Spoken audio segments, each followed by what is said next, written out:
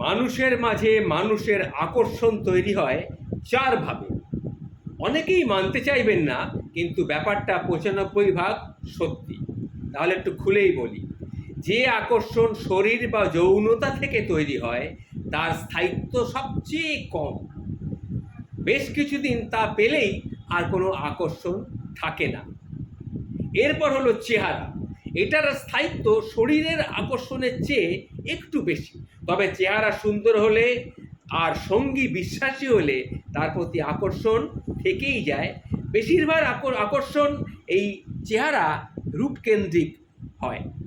এরপরেই যেটা টেকসই সেটা হলো যোগ্যতার আকর্ষণ। মানুষের যোগ্যতাও এক ধরনের কিন্তু সৌন্দর্য। যোগ্যতার জন্যে যে আকর্ষণ তৈরি হয় তার স্থায়িত্ব কিন্তু অনেক বেশি। সবচেয়ে বেশি টেকসই হলো মনোকেন্দ্রিক আকর্ষণ, কিন্তু মনের আকর্ষণ সহজে কিন্তু তৈরি হয় না। এটির জন্য একটু সময়ের দরকার, এটির জন্য অনুভূতি তৈরির দরকার হয়। এটি যেমন ধীরে ধীরে তৈরি হয়, তেমনি এর স্থায়িত্ব সবচেয়ে বেশি। কিন্তু সব আকর্ষণই এক সময় কিন্তু কমেই যায়, কেউ স্বীকার করুক বা না করুক, এটাই বাস্তবতা।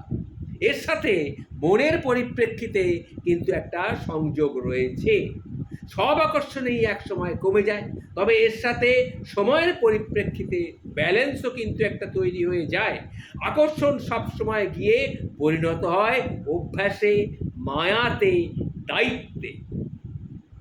সেই অভ্যাসের কারণেই, মায়ার কারণেই, দায়িত্বের কারণেই দুজন মানুষ বাকি জীবনটা অবলীলাক্রমে একসাথে পার করে দেয়।